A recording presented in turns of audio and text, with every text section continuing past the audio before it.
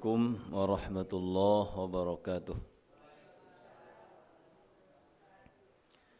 Alhamdulillahilladzi arsala rasulahu bil huda wa dinil haqq liyudhhirahu 'ala ad-dini kullihi walau karihal kafirun.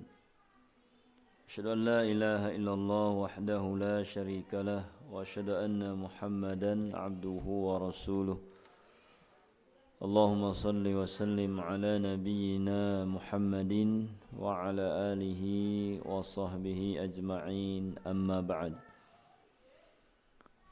Faqala Allah Ta'ala, ya ayyuhalladzina amanu taqullaha haqqa tuqatih wa la tamutunna illa wa antum muslimun. Ya ayyuhalladzina amanu taqullaha وقولوا قولا سديدا يصلح لكم أعمالكم ويغفر لكم ذنوبكم ومن يطع الله ورسوله فقد فاز فوزا عظيما فإن أصدق الحديث كتاب الله وخير الهدي هدي النبي صلى الله عليه وسلم وشر الأمور محدثاتها. Bapak dan ibu-ibu jamaah musalla al-ikhlas rahimani wa rahimakumullah, semoga Allah subhanahu wa ta'ala senantiasa memberkahi kehidupan kita, waktu kita, sehingga kita bisa mendapatkan ridha Allah subhanahu wa ta'ala. InsyaAllah di malam hari ini, Jumat ketiga di bulan Sya'ban, di bulan Februari, yang biasa kita rutin di malam Sabtu keempat, kita percepat karena bulan Sya'ban. Dan sebentar lagi kita akan memasuki bulan Ramadan. Tidak lebih dari 30 hari ya. Kurang. Kita berada di tanggal berapa, Bu? Tanggal 16. Itu Februari. Bulan Sya'ban berarti tanggal tanggal 7. Tanggal 7. Nah, ini bulan Sya'ban yang disebutkan dalam hadis-hadis yang sahih bahwasanya Rasulullah sallallahu alaihi wasallam bersabda ketika ditanya oleh para sahabat tentang seringnya Rasulullah melakukan saum di bulan Sya'ban.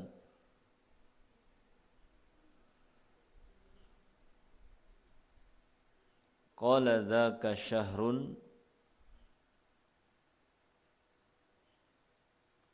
syahrun yaghfulun nasu anhu baina Rajaba wa Ramadhana. Bulan Sya'ban itu adalah bulan yang manusia lalai darinya, dari bulan Sya'ban, dari mengenal keutamaan bulan Sya'ban. Baina Rajaba wa Ramadan, bulan yang berada di tengah-tengah antara Rajab dan bulan Ramadan. Wa huwa syahrun turfa'ul a'malu fihi ila rabbil alamin azza wa jal. Bulan Sya'ban adalah bulan diangkatnya amal-amal saleh kepada Allah subhanahu wa ta'ala. Fa uhibbu an yurfa'a amali wa ana shaim. dan aku suka amalku diangkat sementara aku sedang shaum. Ini diantara hadis yang menunjukkan keutamaan bulan Sya'ban. Bahwa bulan Sya'ban adalah bulan diangkatnya amal saleh. Ya, sebagaimana disebutkan dalam hadis yang lain bahwa amal kita diangkat oleh Allah, diangkat oleh para malaikat kepada Allah Subhanahu wa taala itu dengan tiga tingkatan atau tiga macam. Ada yang sifatnya harian, jadi setiap hari amal kita dilaporkan oleh malaikat kepada Allah Subhanahu wa taala, dan itu terjadi pada salat subuh dan salat asar. Ya, sebagaimana dalam hadis riwayat Bukhari dan Muslim, qala an-nabiy sallallahu alaihi wasallam yata'aqabuna fikum malaikatun bil-laili wa malaikatun bin-nahar. Saling bergantian kepada kalian malaikatun bil-lail, malaikat yang tugasnya di malam hari dan malaikat yang tugasnya di siang hari. Berarti ada dua sesi, sip malam, sip siang. Fayajtami'una fi salati subhi wa salati al-asr. Nah, malaikat itu bertemu dan berkumpul di dalam salat subuh dan salat asar. Fayas'alul ladzina batu fikum wa huwa a'lam. Dan Allah Subhanahu wa taala bertanya kepada malaikat yang bermalam bersama manusia. Maksudnya yang ketika itu tugas sipnya malam. Wa huwa a'lam, dan Allah lebih tahu. Allah lebih tahu tentang kondisi hambanya. Allah mengatakan, kaifa taraktum ibadi, bagaimana kalian tinggalkan hamba-hambaku. Fayaqulun, maka malaikat menjawab, atainahum wa hum yusallun wa taraknahum wa hum yusallun. Kata malaikat, kami datangi mereka, mereka sedang salat. Jadi malaikat yang datangi waktu asar ya, sedang salat. Kemudian mereka subuh bergantian dengan malaikat yang akan berjaga di waktu siang. Sehingga mereka mengatakan atainahum wa hum yusallun, kami datangi mereka, mereka sedang salat, wa taraknahum wa hum yusallun, dan kami tinggalkan mereka, mereka sedang salat. Ini terjadi setiap hari, pagi dan sore hari. Jadi kalau kita melakukan salat subuh, ya, khususnya dengan berjamaah, ya, maka di sini akan mendapatkan keutamaan ini, keutamaan dalam hadis ini. Nah, kemudian ada raf'ul a'mal yang sifatnya mengangkat amal yang sifatnya pekanan. Nah, pekanan itu terjadi pada hari Kamis atau hari Senin. Nah, di sini disebutkan dalam hadis yang diriwayatkan oleh Imam Muslim dan Imam Tirmidzi, tu'radul a'malu yaumal isnaini wa yaumal khamisi, dilaporkan, dinaikkan amal-amal itu pada hari Senin dan pada hari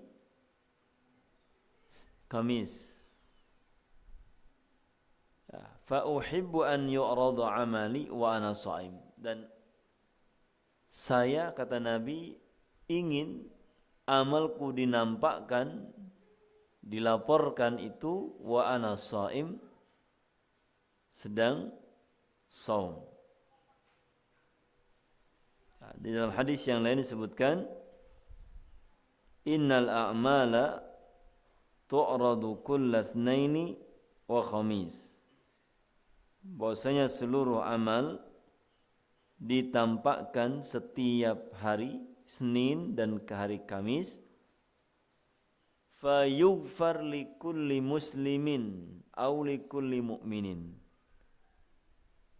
maka akan diampuni setiap muslim atau setiap mukmin, illal mutahajirain, kecuali orang yang sedang berselisih, saling meninggalkan, artinya musuhan, saling bermusuhan, tidak berbicara, tidak saling menyapa. Nah, inilah yang tidak diampuni oleh Allah di hari Kamis atau hari Senin.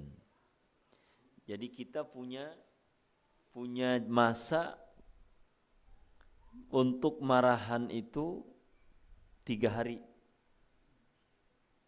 Sedikit ya. Jadi Jumat, Sabtu, Ahad, Senin selesai. Selasa, Rebo, Kamis selesai. 3 hari lah ini. Dan itu disebutkan dalam hadis yang lain, Rasulullah mengatakan, arba'un man kunna fihi khalisan munafiqan, atau kama qala, arba'un man kunna fihi, siapa yang terdapat 4 perkara dalam dirinya, maka dia adalah seorang munafik. Disebutkan diantaranya, idza hadats kadzab, bicara berdusta, wa idza wa'ada akhlaf, ketika berjanji menyelisihi, wa idza tumina khan, ketika diberikan amanat dikhianati. Di antaranya adalah yang keempat, wa idza khasama fajara, kalau dia dia berantem, fajara, melebihi batas. Jadi kalau dia punya masalah dengan temannya, maka dia melampaui batas. Nah, batasan kita boleh marah, tidak menjawab salam, tidak memberi salam, itu 3 hari. Ya, sebagaimana dalam hadis disebutkan, la yahillu li muslimin an yahjura akhahu fawqa 3 layal. Tidak halal bagi seorang muslim, yaitu menghajar. Menghajar itu meninggalkan, tidak bicara, tidak menjawab salam, musuhan lah. Tidak halal itu dilakukan oleh seorang muslim ketika ada ada masalah lebih dari 3 malam. Nah, kalau kita sudah tahu tentang hadis ini, berarti harus hati-hati. Kalau mau marah sama orang, ingat harinya. Ya Bu ya, apalagi sama suami, sama istri. Ingat, kalau sedang ada masalah dengan istri, sekarang hari apa diingetin. Hari Selasa, Rabu, Kamis. Kamis harus minta maaf. Karena nanti tidak diampuni oleh Allah dan amalnya tidak diangkat. Ya. Fayaqulu akhirhuma. Kata malaikat, akhirkan dia. Jadi nanti kalau dia tidak sampai saling memaafkan pada hari Kamis, berarti dia tidak mendapatkan ampunan Allah Ta'ala di hari itu. Ini keutamaan bulan, di keutamaan hari Kamis dan hari Senin. Jadi bermusuhan aja ada manajemennya, ada aturannya ya.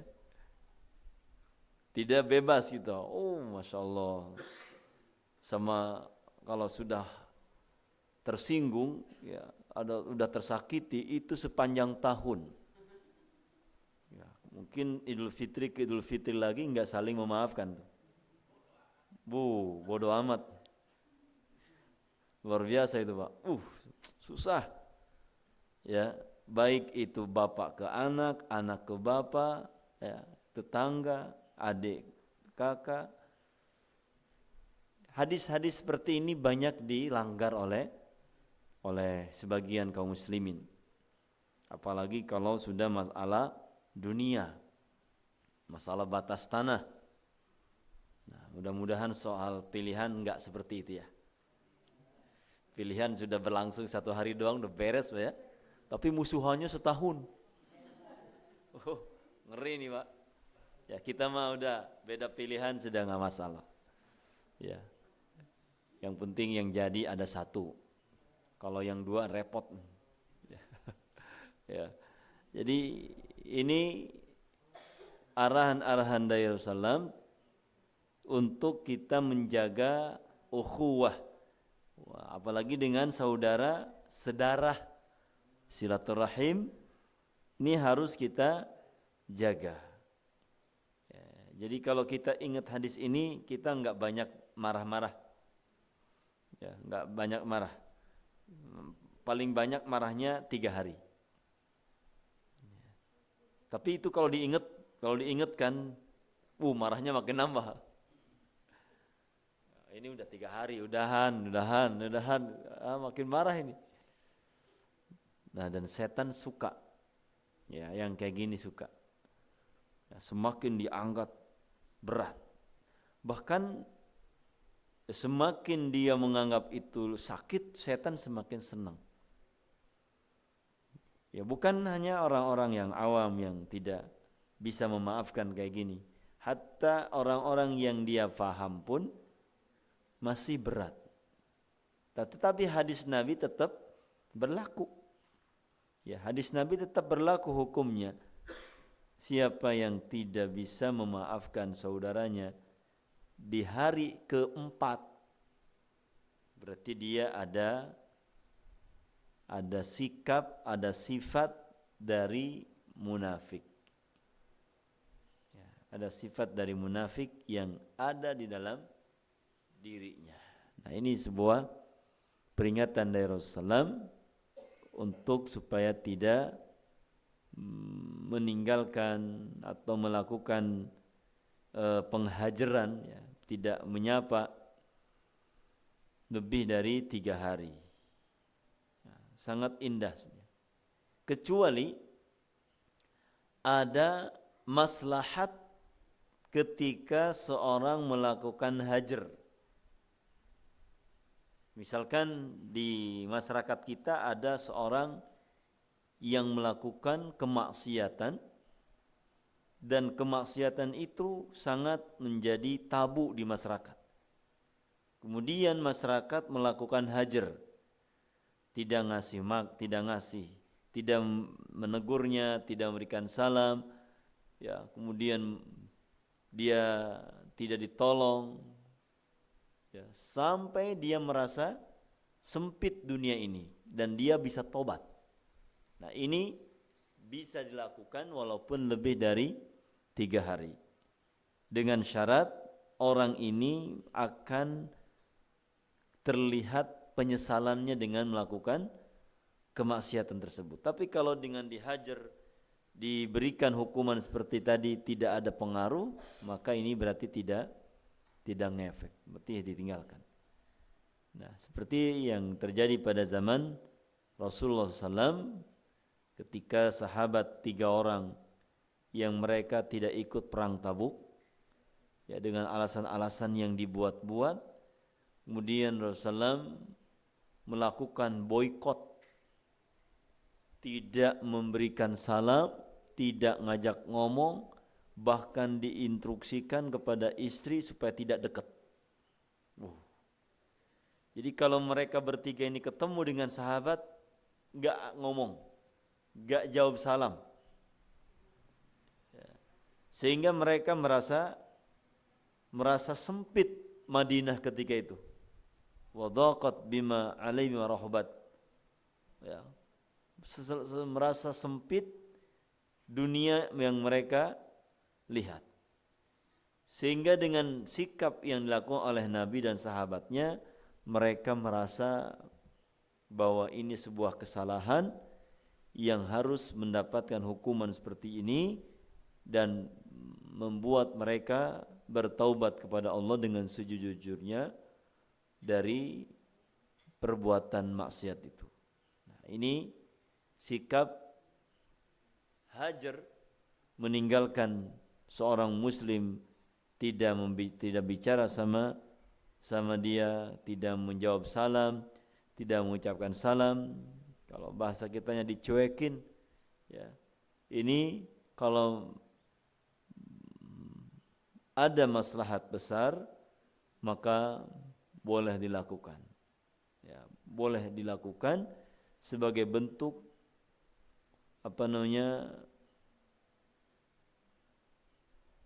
ghirah kita atau kecemburuan kita kepada syariat yang tidak dihormati oleh teman kita, saudara kita. Nah, ini pada hari Kamis dan Senin. Nah, ada juga yang melaporkan amal, raf'ul amal, diangkatnya amal itu setiap tahun. Maksudnya diterima oleh Allah Subhanahu wa taala amal-amal soleh. Yang itu terjadi pada bulan Sya'ban. Maka di sini para ulama sangat menghormati bulan Sya'ban dengan memperbanyak ibadah kepada Allah Subhanahu wa taala, karena bulan ini sebagai bulan gladi resik untuk kita menuju bulan Ramadan. Jadi kita biasa puasa, biasa sholat malam, biasa baca Quran. Nanti ketika kita berada di Ramadan tidak kaget, karena sudah biasa kita di bulan Sya'ban memperbanyak ibadah, ya, memperbanyak ibadah kepada Allah, khususnya dalam membaca Al-Quran. Nah, para ulama kita menyebutkan bahwa Sya'ban ini adalah Syahrul Qurra.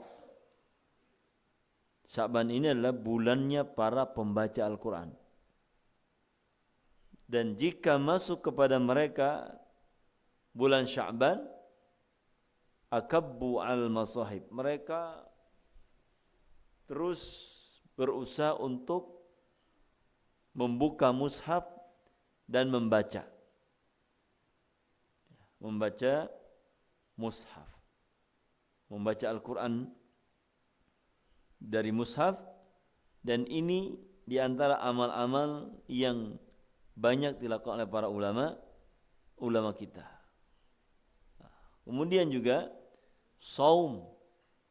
Ini yang menjadi ciri khas yang dilakukan oleh Rasulullah ketika di bulan Sya'ban.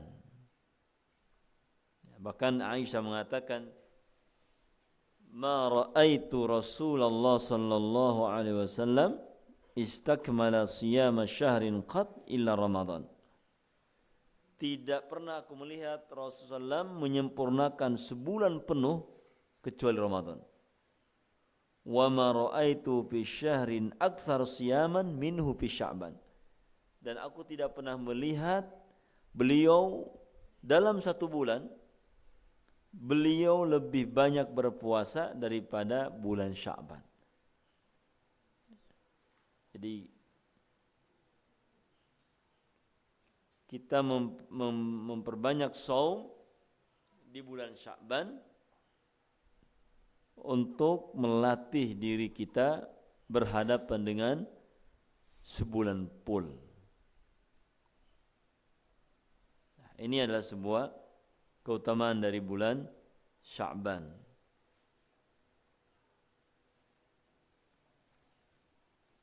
Nah, kemudian hadis-hadis yang lain yang menunjukkan tentang seringnya Nabi SAW melakukan salat, melakukan saum di bulan Sya'ban. Nah, kemudian juga dalam masalah baca Quran, kata Aisyah, la a'lamu Nabiyallahi sallallahu alaihi wasallam qara'a al-Qur'ana kullahu fi lailatin wala shama syahran kamil ghair Ramadan. Aku tidak pernah tahu Nabi sallallahu alaihi wasallam membaca Al-Qur'an khatam 30 juznya dalam satu malam kecuali itu di bulan Ramadan. Ya, bulan Ramadan ghair Ramadan, selain di bulan Ramadan. Ya, jadi di bulan Sya'ban ya beliau masih ada jarak untuk tidak mengkhatamkan tidak seperti seringnya di bulan Ramadan. Karena ini sebagai pemanasan ya, untuk kita lebih semangat untuk melaksanakan saum ataupun ibadah-ibadah di bulan Sya'ban. Ya, seandainya kita langsung pada bulan Ramadan prung, kalau bahasa ini ya, prung saum, salat, baca Quran, kayaknya itu bisa tepar gitu. Ya, kaget, biasanya nggak puasa jadi puasa, biasanya nggak baca Quran. Nah, kalau kita sekarang dicicil ya baca Quran sudah mulai ya, nanti ketika kita berada di bulan Sya'ban dari bulan Ramadan sudah biasa, termasuk puasa kita ya, puasa kalau kita cicil sehari atau 2 hari, 3 hari, ya minimal mendawamkan, merutinkan puasa Senin ataupun Kamis di bulan Sya'ban, ini akan melatih jiwa lebih siap untuk berjuang di dalam bulan Ramadan. Jadi diberikan ya waktu sebulan kita ini untuk melatih jiwa agar kita sabar di bulan Ramadan.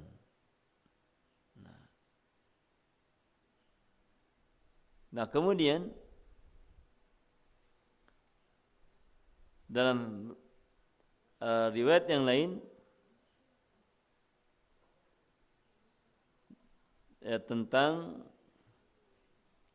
keutamaan daripada puasa Ramadan. Kata Ummu Salamah dan dari Aisyah, kana Rasulullah sallallahu alaihi wasallam yasumu Sya'bana illa qali. Rasulullah SAW puasa Sya'ban itu jadi puasa terus bulan Sya'ban kecuali sedikit yang beliau tinggalkan. Bal kana yasumuhu kullahu, bahkan beliau puasanya semua. Ini saking banyaknya berpuasa di bulan Sya'ban, seakan-akan itu puasanya sebulan penuh.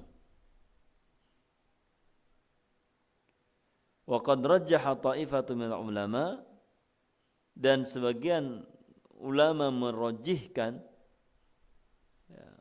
menguatkan pendapat bahwa Nabi SAW tidak semua satu bulan Sya'ban itu puasa. Di antara yang berpendapat seperti ini adalah Imam Ibnul Mubarak. Anna Nabiya sallallahu alaihi wasallam lam yastakmil siyama Sya'ban. Bahwasanya Nabi SAW tidak menyempurnakan puasa di bulan Sya'ban. Artinya tidak sebulan full, tidak. Wa inna ma kana yasumu aktsaruhu. Akan tetapi Nabi puasa di bulan Sya'ban itu lebih banyaknya. Bukan berarti seluruh bulan, tapi banyaknya puasa.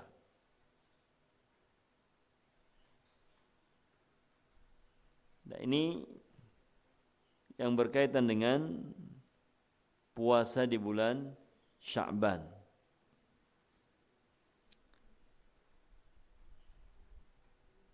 Nah, kemudian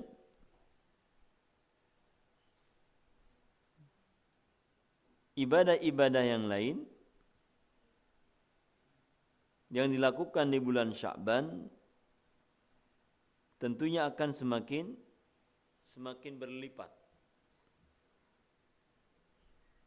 Karena tadi Nabi SAW mengatakan hiya sa'atu ghaflah, waktu lalai manusia. Sehingga kalau ada orang yang faham tentang keutamaan sebuah waktu, sementara kebanyakan manusia itu tidak mengetahui, lalai, maka dia akan menjadi orang yang semangat menghidupkan waktu-waktu yang banyak manusia lalai dengan sembunyi-sembunyi. Kalau kemarin di bulan Rajab, karena kita tahu tentang keutamaan bulan Rajab, yaitu bulan Ashhurul Hurum, sehingga kita banyak memperbanyak ibadah kepada Allah di bulan Rajab karena informasi-informasi yang selama ini kita dapatkan. Tapi jarang orang mengetahui tentang keutamaan bulan Sya'ban karena dia bukan termasuk Ashhurul Hurum, bukan juga termasuk bulan yang afdal. Sehingga orang banyak lalai dari mengisi bulan Sya'ban dengan berbagai kegiatan-kegiatan yang mampu membantu seorang lebih giat dalam melaksanakan saum di bulan Ramadan. Nah, kenapa seorang yang melakukan ibadah di waktu yang sepi, banyaknya orang terlalai daripada atau dia lebih mengedepankan waktu-waktunya ini untuk hal-hal yang tidak manfaat akhirat. Di antaranya adalah manfaat menghidupkan waktu yang banyaknya manusia lalai. Annahu yakunu akhfa, bahwa ibadah itu akan semakin sembunyi. Karena enggak tahu keutamaan-keutamaannya, tidak banyak tahu. Wa ikhfa'un nawafili wa israriha afdal. Menyembunyikan sesuatu yang sunnah dan terus melakukannya afdal, lebih utama. La siyama siyamu, khususnya siyam yang merupakan sirrun bainal abdi wa rabbih, yaitu apa? Sir, rahasia antara hamba dan antara Allah dan hambanya. Walihada qila innahu laisa fihi riya. Oleh karena itu dikatakan bahwasanya tidak ada riya, karena orang enggak tahu kalau sedang berpuasa, dan orang tidak tahu kalau dia sedang melakukan ibadah yang memiliki keutamaan. Jadi orang lalai dari melakukan ibadah-ibadah kepada Allah di bulan Sya'ban. Nah, kemudian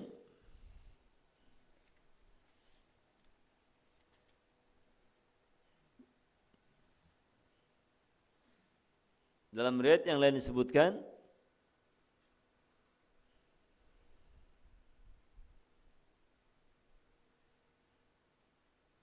annahu sallallahu alaihi wasallam kana yasumu min kulli syahrin 3 ayyam. Bahwasanya Nabi sallam melakukan setiap bulan itu 3 hari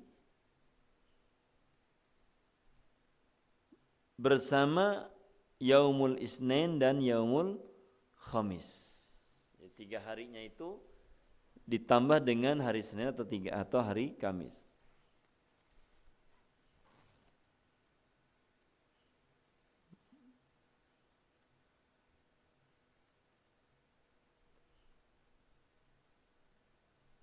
Fayuakhiru salasa khasatan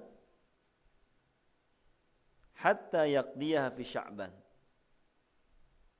Jadi ketika Nabi tidak melakukan saum di selain bulan Sya'ban yang 3 hari setiap bulan itu, beliau akhirkan, sengaja dilakukannya di bulan Sya'ban. Yaqdiha fi Sya'bana,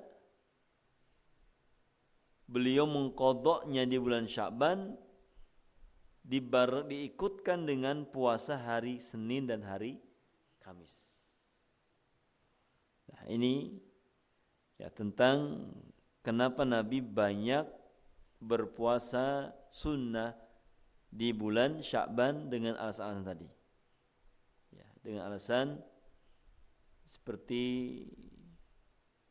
bahwa beliau mengqadha puasa-puasa yang dahulu tidak dilakukan, baik itu di 3 bulan, 3 hari dalam sebulan, ataupun yang hari Senin atau hari Kamis. Nah, kemudian tentang wanita yang ketika bulan yang penuh dengan keagungan ini melakukan saum, maka harus dapat izin dari suami. Fa innal mar'ata la tasumu wa ba'luha syahidun illa biidni. Istri tidak boleh puasa sementara suaminya sedang ada di rumah kecuali diizinkan. Nah, ini ya, bagaimana seorang suami yang dia harus memberikan kepada istrinya sesuatu yang menjadikan dia bisa puasa. Izin. Kalau tidak izin, nggak boleh. Kenapa? Karena mentaati suami di sini lebih wajib daripada puasa sunnah. Apalagi kalau misalkan ya suami jarang di rumah, pas di hari libur, hari Senin, puasa tanpa izin. Kalau sekiranya suami menginginkan kepada istrinya, alasannya gimana? Puasa, sabar sampai bulan, sampai maghrib, atau mual sabar, ya libur lagi hari Senin doang. Ya, jadi itu yang disyariatkan oleh Allah kepada nabinya supaya suami ketika hadir di rumah itu supaya tidak kaget, ya, tidak pundung, ya, ketika melihat istrinya maksakan puasa. Eta maksiat jadi napa? Kalau istri puasa sunnah tidak dapat izin dari suami. Paham punya masalah namanya? Kalau sudah misalkan suami mengizinkan, alhamdulillah puasa. Ini puasa sunnah. Kalau puasa qadha wajib, ini nggak perlu izin. Ya, walaupun tetap untuk sebagai penghormatan kepada suami, tetap mengabarkan bahwa besok puasa qadha. Ramadan tinggal 23 hari, qadhanya masih 30.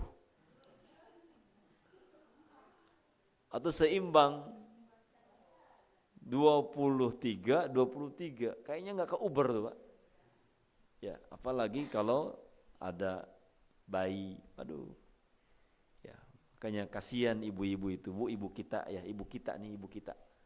Ya, dan istri kita. Gimana mereka mau sempurna ibadah kepada Allah itu dengan adanya anak. Ya. Apalagi tunji. Nonton tunji Bu? Kalau setahun hiji, kira-kira Ramadan ke bawah enggak itu? Ramadan kemarin belum beres. Tambah lagi, belum beres. Tambah lagi, belum beres. 14 tahun. Enggak puasa Ramadan. Tuh gimana itu? Ya enggak gimana-gimana, enggak gitu. Ya, memang begitu. Susah kita untuk menginikan gimana caranya supaya misalkan Ramadan itu tidak punya anak, tidak nyusui, tidak hamil, atau kumaha. Ya, jadi kalau kondisi seperti itu, ya fikihnya harus kita pahami. Berarti tetap ya kita mengedepankan fidyah. Ya, kita kedepan ngefidyah dulu. Kalau ada kesempatan kita mengqadha dan itu bisa dilakukan, alhamdulillah. Ya. Kalaupun tidak karena ada kesibukan, bukan kesibukan ya, karena ada alasan syar'i, ya anak ini kalau kita puasa terus tiap hari, anak ini bakal protes. Ya, rungsing makan di rumah. Nah, maka ini sudah ancang-ancang, sudah dia melakukan bayar fidyah. Ya, bayar fidyah.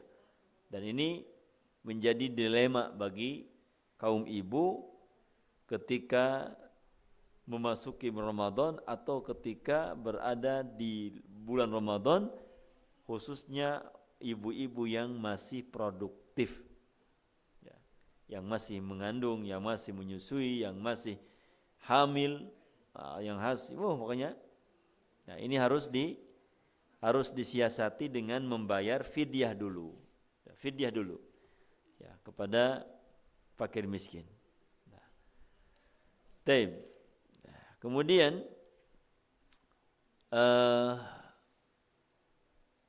bagaimana Aisyah radhiyallahu anha ya juga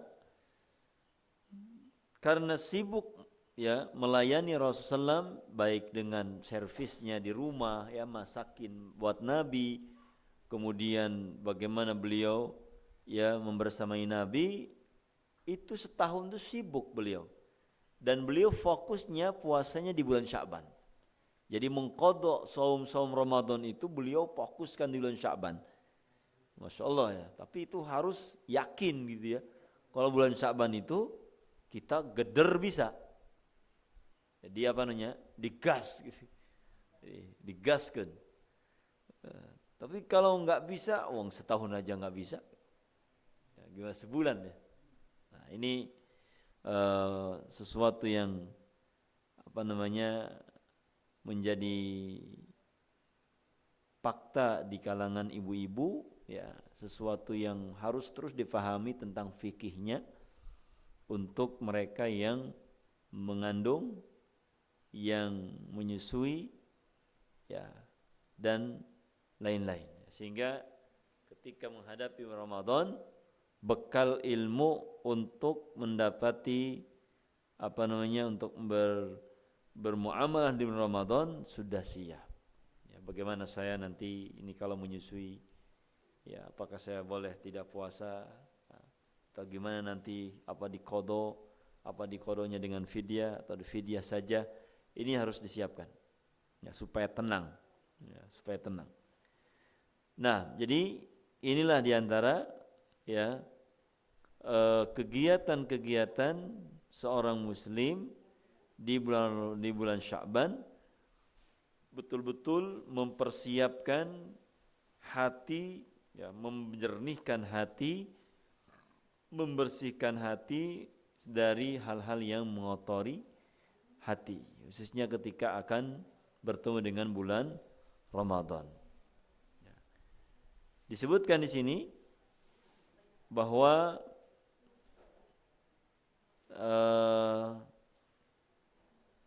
para ulama ya, menyebutkan bahwa Sya'ban itu adalah syahrul qurra, bulannya orang-orang yang membaca Al-Quran. Jadi mereka bersemangat untuk mengkhatamkan Al-Quran, untuk banyak membaca Al-Quran di bulan Sya'ban, biar nanti ketika di bulan Ramadan mereka sudah persiapan. Ya, ini seperti disebutkan oleh Al-Imam Ibn Rajab dalam buku ini, ya, dalam buku Lataif Al-Ma'arif. Kemudian juga Imam Ibn Hajar Al-Asqalani, ya, tentang bagaimana para ulama salaf menghidupkan bulan ini, bulan Sya'ban ini dengan memperbanyak baca Quran. Taib, ya, di antara amal-amalan yang perlu kita siapkan yang untuk membantu kita lebih semangat beribadah di Ramadan adalah kita mulai rutinkan ya puasa, mulai rutinkan kita sedekah, mulai rutinkan kita salat malam, ya salat sunnah, kemudian juga dengan puasa-puasa sunnah, sehingga ibadah-ibadah yang biasa dilakukan di Ramadan sudah menjadi sebuah rutinitas yang ya tidak menjadi berat, ya tidak menjadi suatu halangan untuk kita beraktivitas. Nah, ini saja mungkin yang bisa kita bahas untuk kegiatan di bulan Sya'ban, ya, di bulan Sya'ban. Mungkin ada pertanyaan dari bapak-bapak dan ibu-ibu, maka dipersilahkan.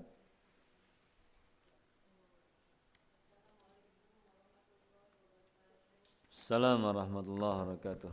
Pak Ustadz, maaf mau bertanya tapi di luar tema. Pak Ustadz, nggak apa-apa Pak Ustadz. Enggak. Oh, di luar tema.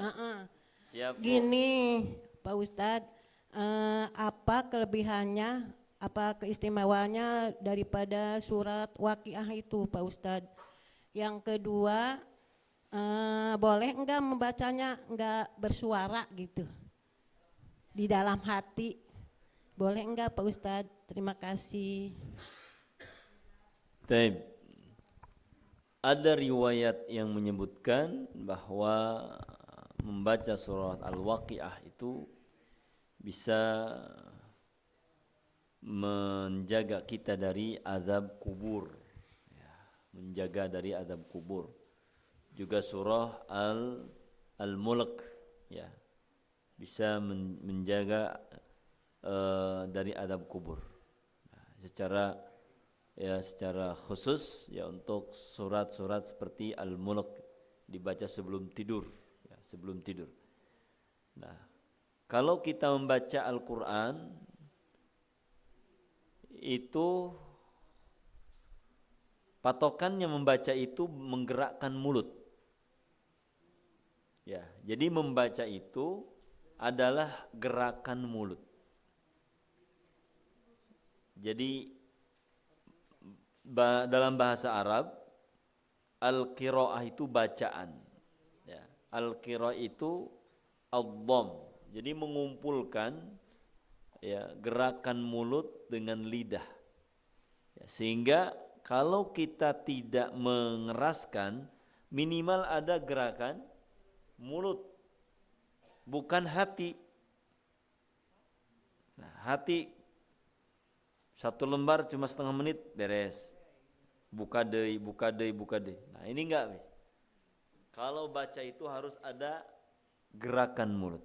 Maka sahabat menyipati bagaimana Nabi membaca Quran di dalam salat duhur dan asar itu dari gerakan janggutnya beliau. Ya, jadi beliau ketika itu membaca tidak kedengaran oleh makmum, tapi kelihatan bahwa beliau membaca dengan gerakan-gerakan mulut. Nah, tapi kalau tidak gerak mulut, nih baca pakai apa? Ya, ini tidak. Ya, jadi kalau kita baca Quran itu harus ada gerakan mulut.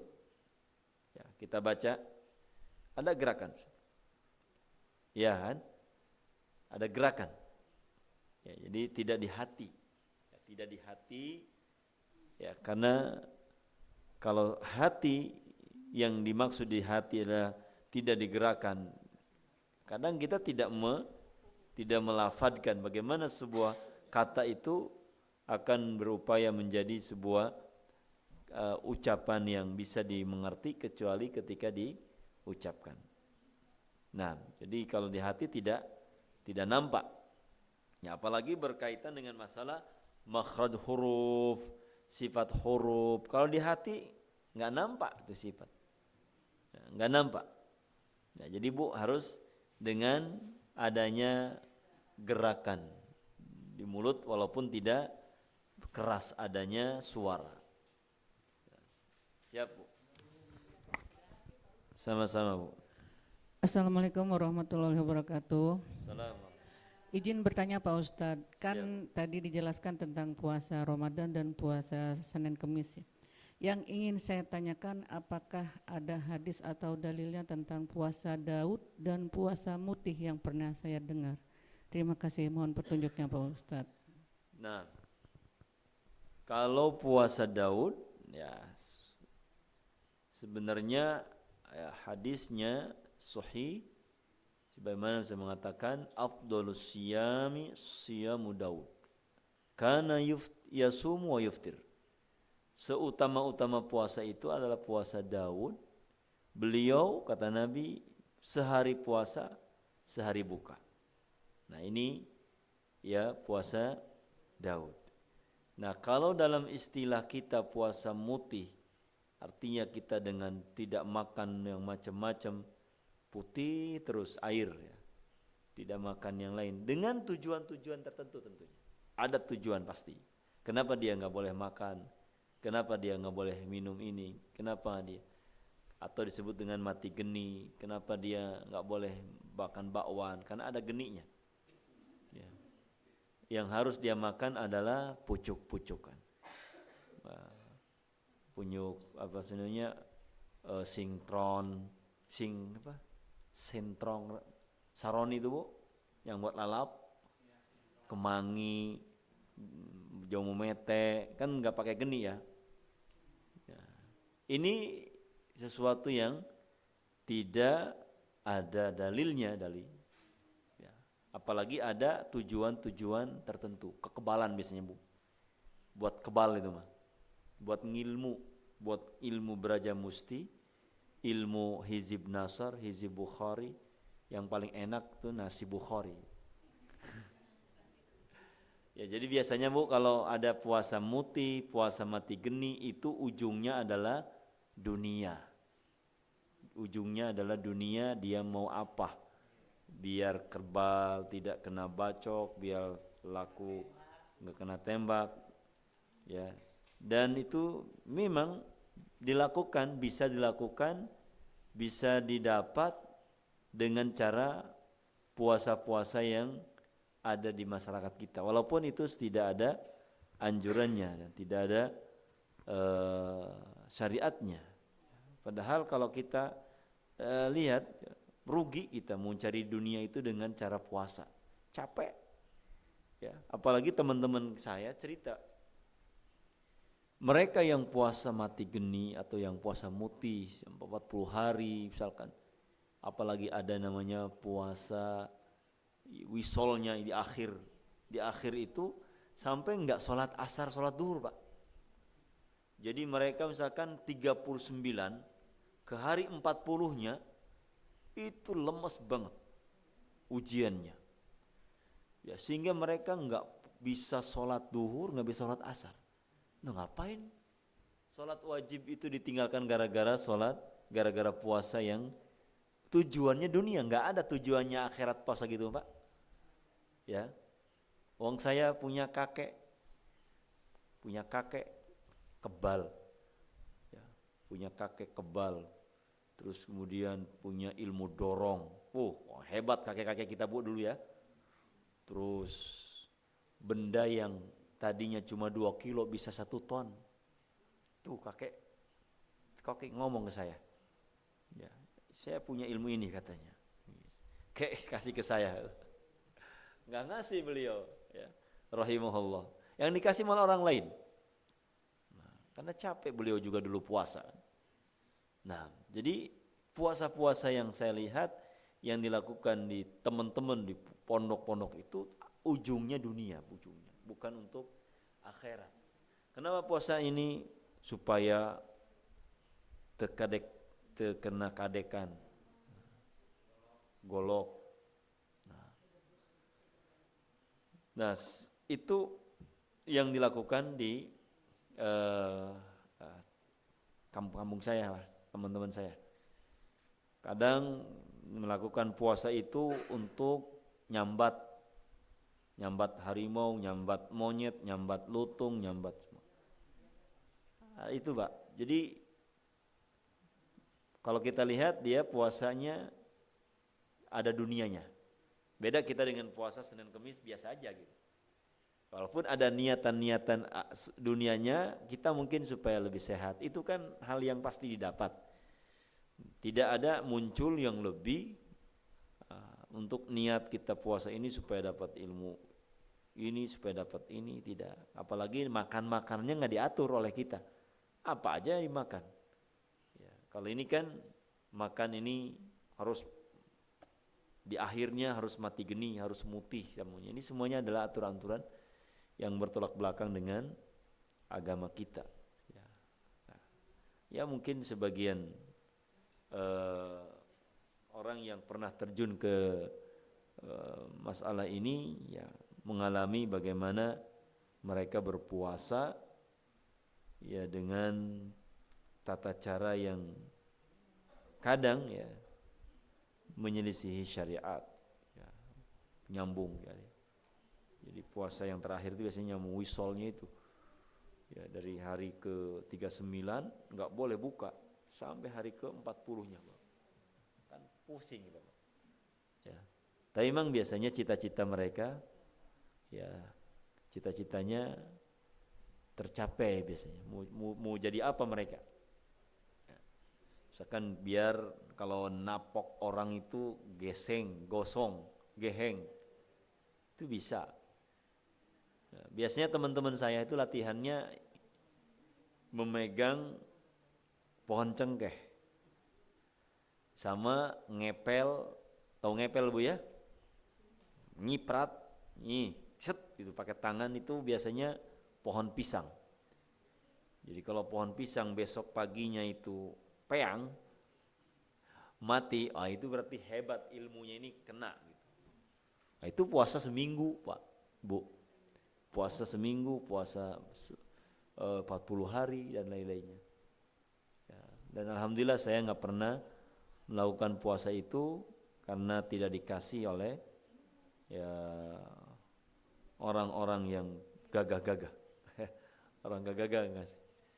Ya, gak ngasih. Termasuk suara, Bu, ya. Suara kita itu bisa dengan cara tadi, kita puasa nanti resepnya apa supaya nanti suaranya melengking gitu ya. Atau menjadi bagus itu ada. Ya, ada. Ya, ada ilmunya, ada ininya semua. Pokoknya hebat aja pokoknya. Nah, jadi untuk masalah puasa mutih ya, ada di tengah-tengah masyarakat kita dan itu banyak ya dilakukan, tetapi kalau lihat dari tujuan-tujuan itu tidak akhirat. Ya, makanya kata Rasulullah SAW atau dalam hadis mudraj dari Abdullah bin Mas'ud, inna hadakum la ya'malu bi'amali ahlil jannah hatta ma yakunu bainahu wa bainaha illa dhira. Jadi banyak di antara kita yang mengamalkan amalan surga fima ya'lamun nas, yang diketahui oleh manusia, sehingga antara dia dengan surga jarak itu hanya sejengkal. Jadi terkadang ada amalan yang dilihat oleh kebanyakan manusia itu amalan akhirat, ternyata itu bisa menjadi berubah karena masalah niat. Dia puasa, ngeker puasa, tetapi niatnya dalam hatinya itu beda, dunia semua. Inilah yang menjadi amalan yang tertolak tadi. Kelihatan dunia, kelihatan akhirat, tetapi niatan untuk dunia. Dan itu banyak contohnya. Nah, taib. Ya, Bu. Siap, Bu. Sama.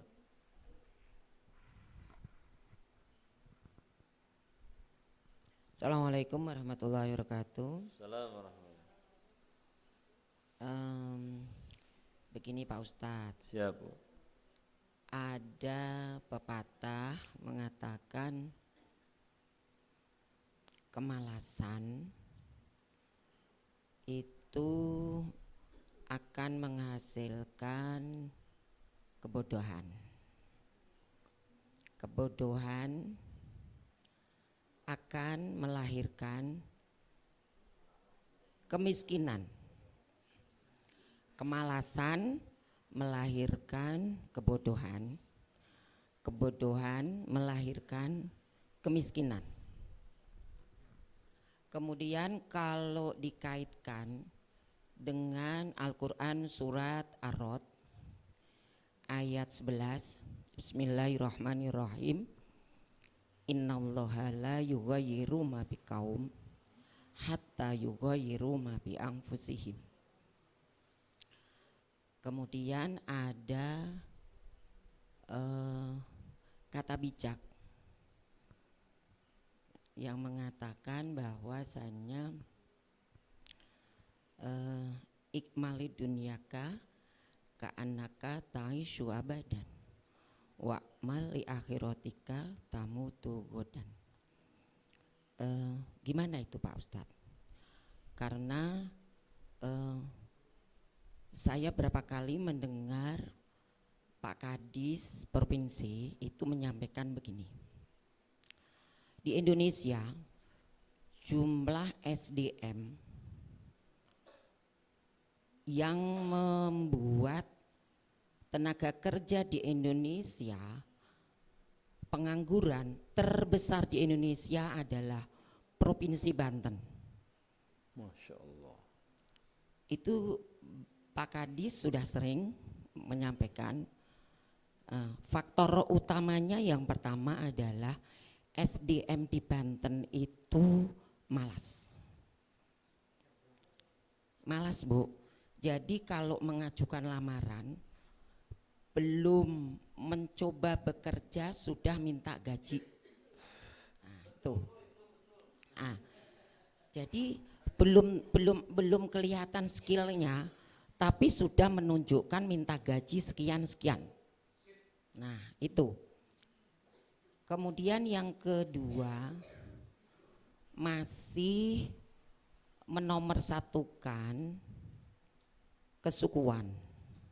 Nah, bagaimana itu menurut Pak Ustadz?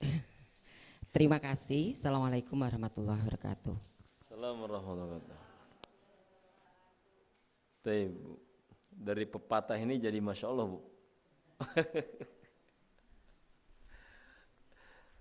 Ya, jadi Rasulullah SAW itu sudah sejak lama mengajarkan kepada kita doa.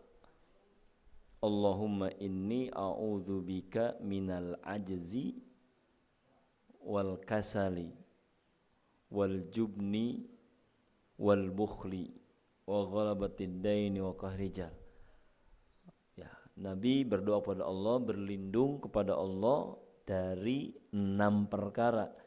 Di antaranya adalah al-ajzu wal kasal. Ya, merasa lemah, tidak mampu. Belum apa-apa sudah sudah bisa orang. Ya, enggak bisa saya, enggak bisa. Jadi lemas dia. Tidak ada keinginan kuat. Ya. Kemudian kasal. Ya, kaslan, malas. Dia sebenarnya bisa, cuma enggak mau bergerak. Maka dalam riwayat disebutkan al-kaslu khabithun nafsi. Malas itu kotoran jiwa. Ya, yang jelas ini adalah sebuah penyakit yang Nabi sendiri berlindung kepada Allah dari penyakit malas ini. Ya, sehingga tadi ya suatu hal yang berkaitan dengan rizki Allah Subhanahu wa taala memang ada kaitannya dengan keilmuan. Ya, sebagaimana Qarun dahulu sebelum menjadi Qarun yang kaya itu jahil, enggak bisa apa-apa. Ya. Ketika Qarun diajarkan oleh salah seorang dia dari kalangan Bani Israel untuk membuat emas ya, dengan keilmuannya, maka Qarun menjadi orang yang pandai dalam masalah ini sehingga menjadi orang terkaya di zamannya. Nah, ini berarti apa? Ilmu. Sehingga dia sombong dengan ilmunya, innama utituhu ala ilmin indi. Aku diberikan rezeki yang banyak ini bukan karena Allah, bukan karena siapa, tapi ini karena ilmu saya. Nah, jadi ini ya, jadi keilmuan itu juga bisa menjadi sebab orang mendapatkan kemudahan rezeki, tapi tidak menjadi jaminan orang yang intelektualnya tinggi menjadi kaya raya. Nah, seperti ya yang terjadi di kita. Orang-orang yang menguasai ekonomi di kita lulusan-lulusannya SD, tidak juga SD, maksudnya di kampung Pak ya. Nah, jadi ini kalau urusan masalah rizki maka kembali kepada usaha yang sudah kita kerahkan dengan keilmuan yang kita miliki. Allah berikan batasnya dan kita tidak bisa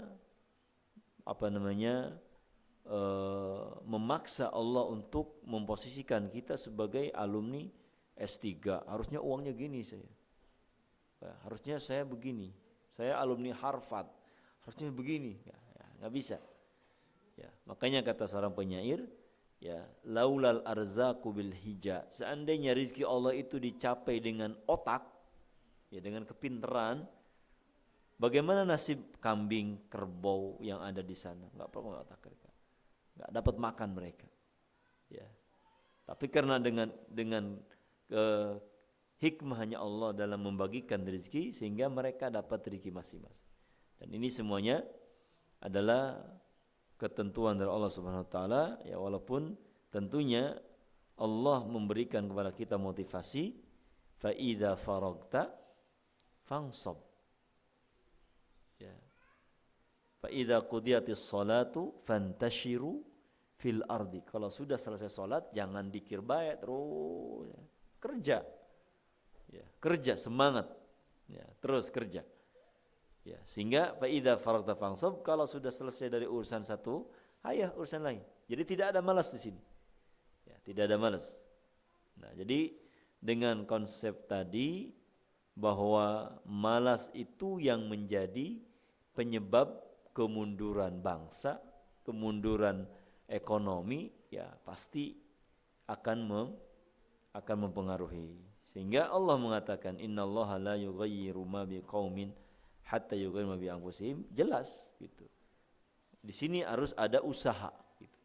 Allah tidak akan merubah sebuah kaum kalau kaum itu sendiri tidak mau berusaha di dalam masalah kebodohan. Kalau dia tidak mau berusaha untuk menjadi pintar, ya begitu-begitu.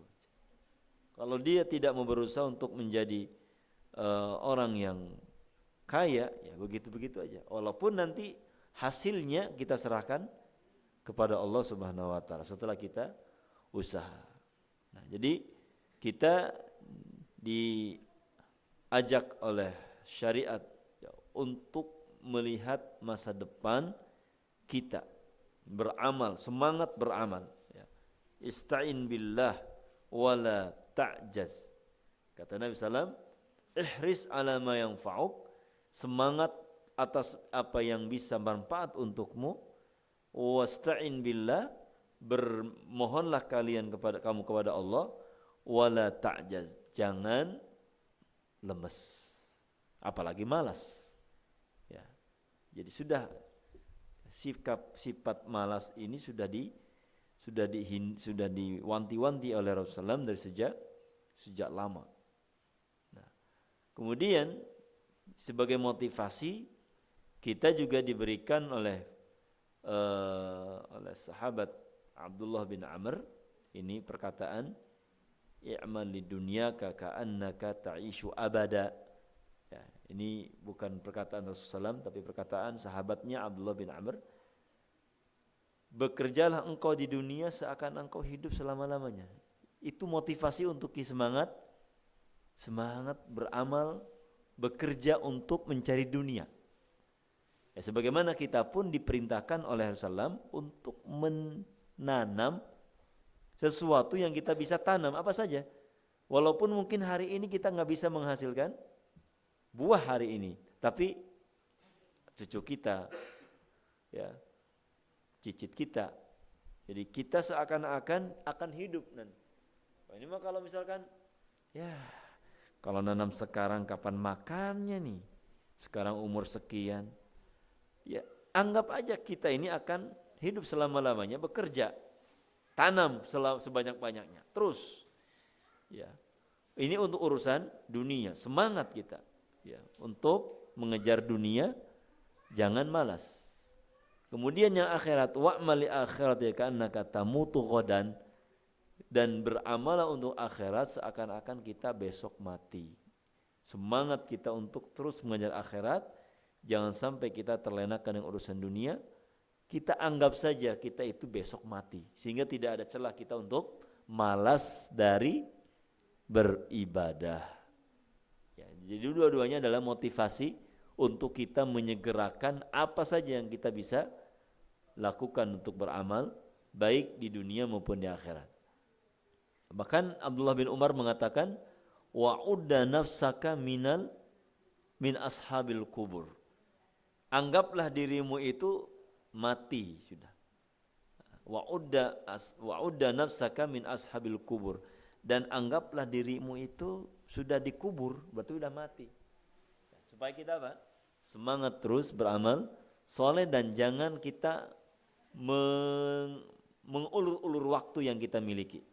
Selagi kita ada waktu untuk beramal, baik urusan dunia atau akhirat, lakukan. Ya, jangan sampai kita terlena dengan waktu luang dan waktu sehat. Nah, Bu. Bangga, Pak. Assalamualaikum warahmatullahi wabarakatuh. Assalamualaikum. Pak Ustadz, Siap. ini yang akan saya tanyakan insya Allah mungkin 2 pertanyaannya kalau masih ada kesempatan waktu. Yang pertama begini, yang pertama mengenai sholat tahajud ini, sholat tahajud, apakah ini ada dalilnya yang dilakukan sholat tahajud setelah sholat tarawih? Itu yang pertama. Kemudian yang keduanya, berdasarkan ahlu sunnah wal jamaah ini berapa rakaat sebenarnya pelaksanaan sholat tarawih termasuk witir? Itu saja mungkin sebentar. Baik.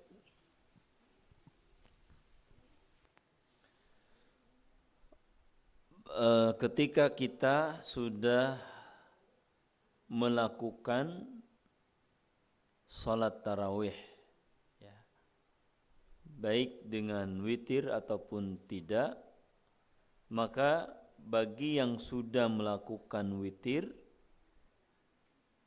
kita diberikan keluasan oleh Allah dan Rasulnya untuk memperbanyak sholat di waktu kita bangun. Misalnya kita bangun 3:30 atau jam 3. Ya, kita udah sholat taraweh, tapi kita ada waktu untuk melakukan ibadah. Maka kita sholat sebanyak-banyaknya tanpa kita mengakhiri dengan witir lagi. Kalau sudah kita witir, ya, dua misalkan, ya, sampai kita puas dengan sholat kita. Nah ini diceritakan oleh Ibnu Umar, Abdullah bin Umar radhiyallahu anhu tentang amalan ini. Jadi kalau kamu memang bangun sementara engkau sudah sholat dan sudah witir, maka sholli rokaatain, sholatlah 2 rakaat tanpa ada witir. Ini bagi yang sudah witir. Nah, dia sholatnya sholat apa? Kalau niat tidak niat khusus, apa niat namanya, yang jelas dia melakukan sholat ketika itu, ketika dia bangun, ya. Karena itu dan masuknya qiyamul lail juga, qiyamul lail, ya. Qiyamul lail kan menghidupkan malam dengan ibadah, baik dengan sholat ataupun dengan baca Al-Quran ataupun amal soleh yang lain. Walaupun lebih spesifik, biasanya qiyamul lail itu kepada sholat, ya. Wa minal laili fatahajjad bihi nafilah. Ya, ini qumil laila illa qalila. Ini lebih display kepada sholat. Tapi kan enggak mungkin kita selama kita bermalam bangun itu kita sholat terus. Kita juga bisa zikir, kita bisa juga bantu, misalkan ketika di Ramadan bantu istri masak, ya, kemudian bisa baca Quran, ya, dan yang lainnya.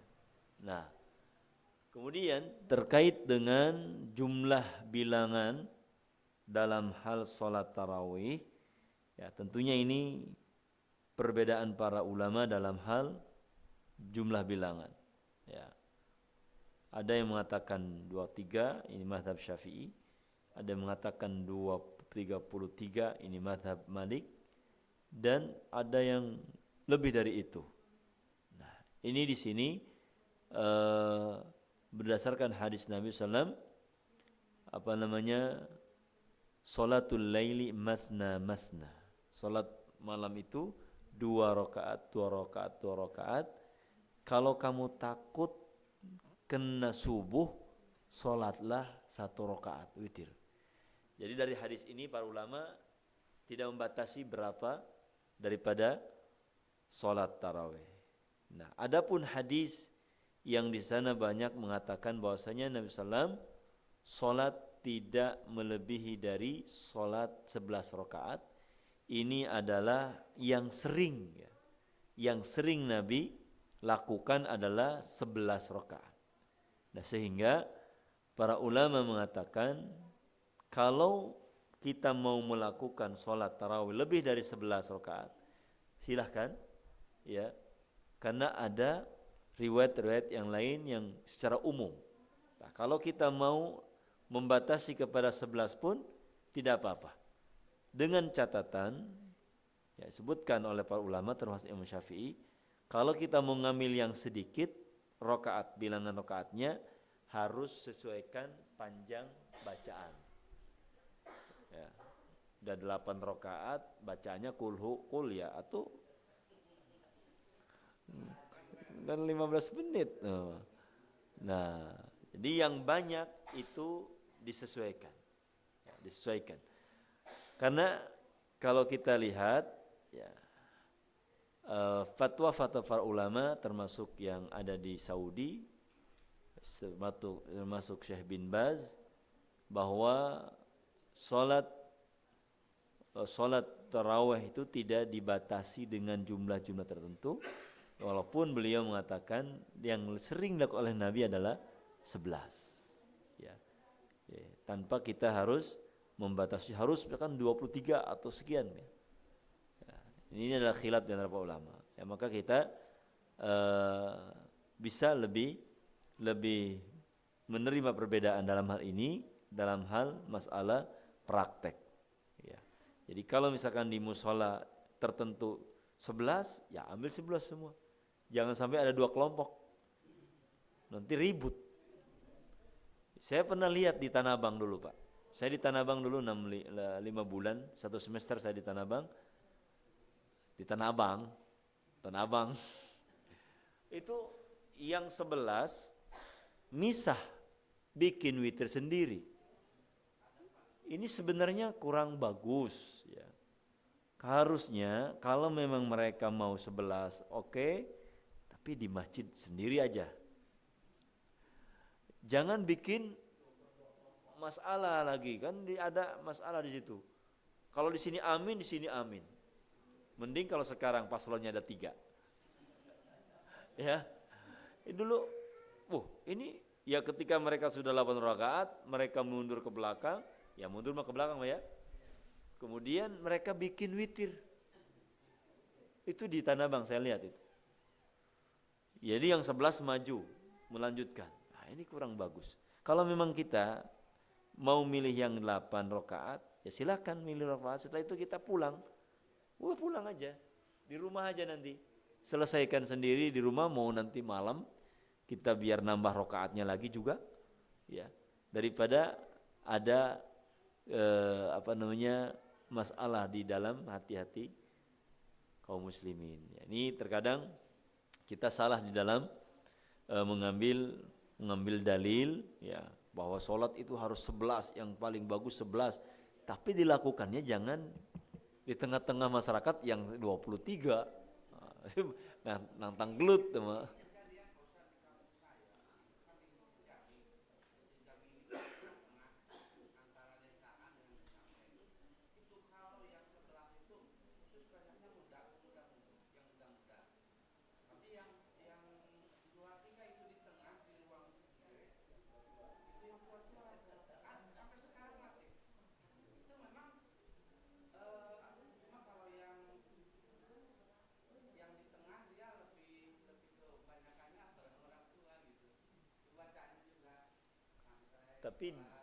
Tapi enggak satu masjid. Satu masjid 2 imam. Allah.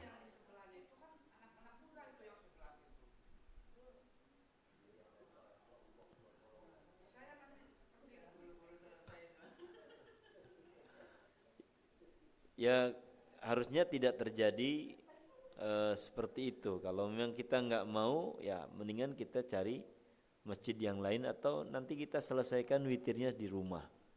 Atau kita mau ngikutin juga enggak masalah karena ini adalah khilaf.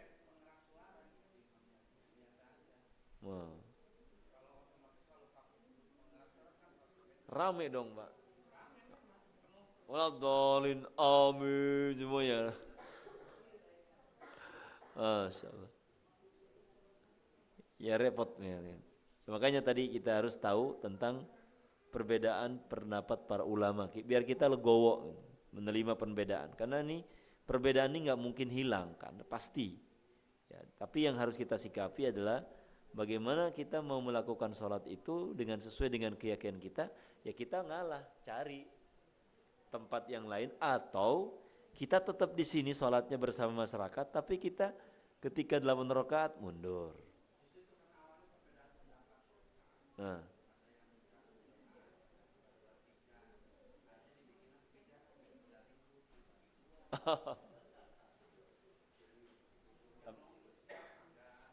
Tapi entar ribut. Ya wis.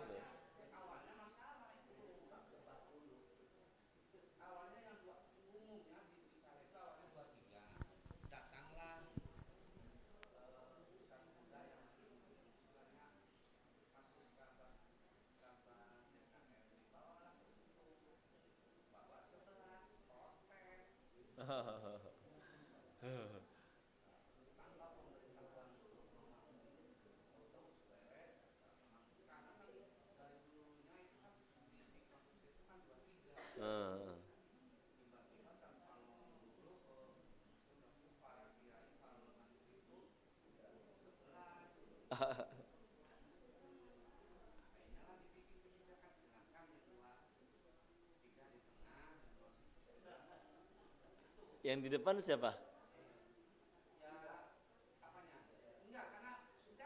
Oh.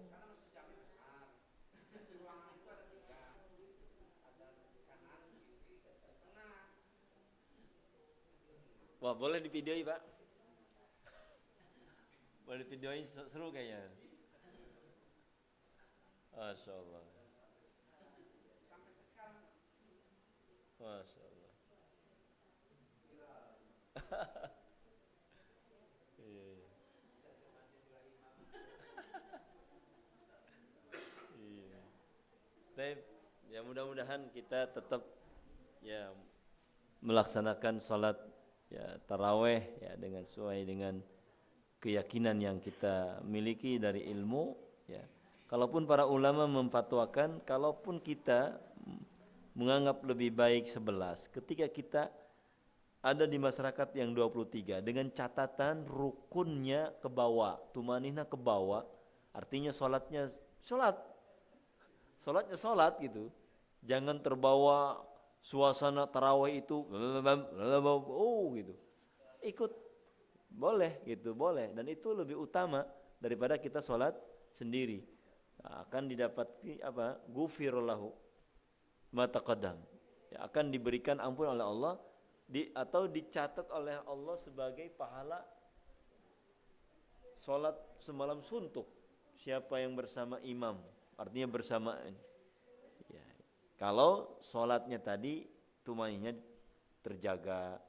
Ya kayak kita sholat maghrib, sholat sekarang aja lah maghrib. Kalau sholat tarawih cuma 7 menit, cuma amakan seberah itu. Naudzubillah itu sholat begitu dulu ngeri. Ya kuma sujudnya, kuma rukun, Allahu Akbar, amin.